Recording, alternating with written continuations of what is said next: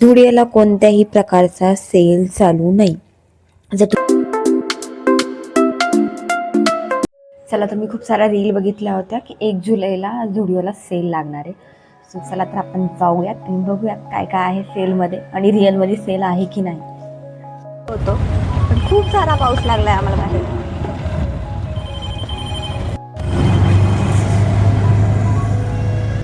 चला तर फायनली आपण झुडिओला पोहोचलोय.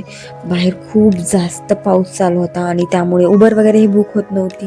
कशी तरी एक उबर बुक झाली आणि आम्ही फायनली झुडिओला पोहोचलोय. आणि इथे तर सध्या तरी काही कशावर सेल वगैरे दिसत नाहीये. त्यासाठीच आम्ही सगळं एक्सप्लोअर करत होतो. खूप साऱ्या गोष्टी एक्सप्लोअर केल्यानंतर आम्हाला समजलं की झुडिओला कोणत्याही प्रकारचा सेल चालू नाही. जर तुम्ही विजिट करणार असाल तर करू नका. सेल म्हणून विजिट करणार असाल तर करू नका, बिकॉज कोणत्याही प्रकारचा सेल नाही आहे झुडिओला. आणि पण कलेक्शन वगैरे छान आलं आहे ह्यावेळेस झुडिओला. म्हणजे मी खूप दिवसांनी झुडिओ व्हिजिट केलं, बिकॉज नॉर्मलच नेहमीचं असतं तेच कलेक्शन असतं. काही असं नवीन असं कलेक्शन येत नाही.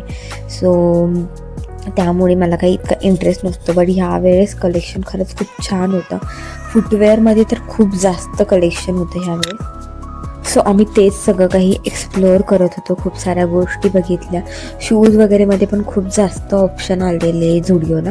बट मला असं वाटतं की झुडिओचे शूज थोडेसे वेटला हेवी येतात. सो मला काही इतकं आवडत नाही त्याचे हे. स्लीपर्स वगैरे छान आहे त्यांच्याकडं आणि प्राईसच्या अकॉर्डिंग चांगल्या असं ऑप्शन्स आहे. आणि ह्यावेळेस तर खूप जास्त असे ऑप्शन्स होते. बॅगमध्ये सुद्धा खूप छान छान असं कलेक्शन वगैरे आलेलं आहे त्यांच्याकडे ह्यावेळेस.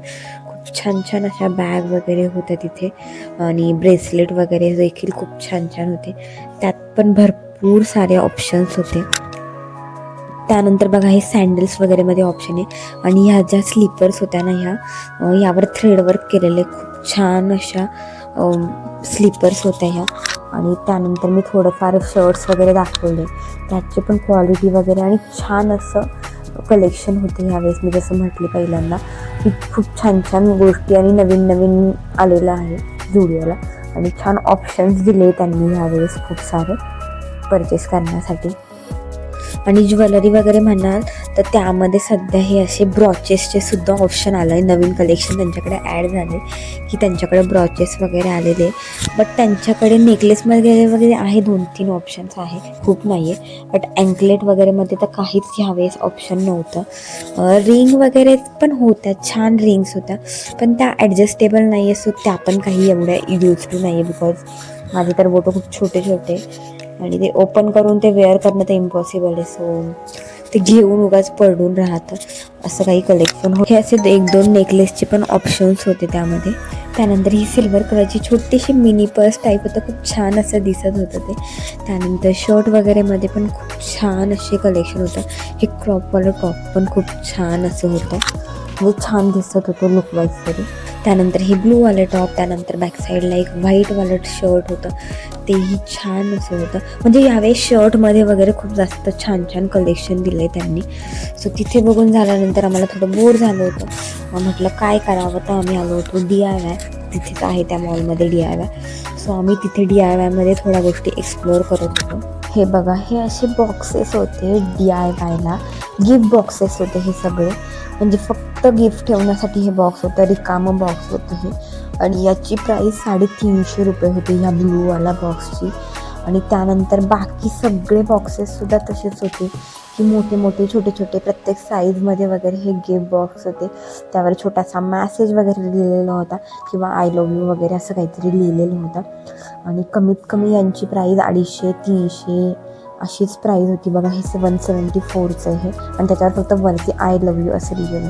आणि हा एक बॉक्स नव्हता, असे भरपूर सारे ऑप्शन्स होते त्यांच्याकडे DIY.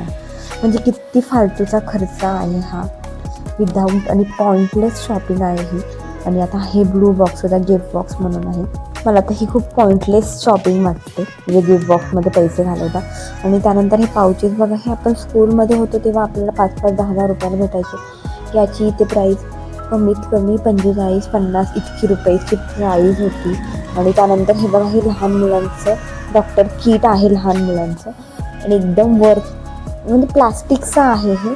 आणि याची प्राईज म्हणाल तुम्ही का 350-400 अशी प्राईज आहे ह्या डॉक्टरच्या किटची. म्हणजे एकदम फालतू गोष्टींचे पैसे आपण मोजतो मॉलला गेल्यावर, असं मला वाटतं.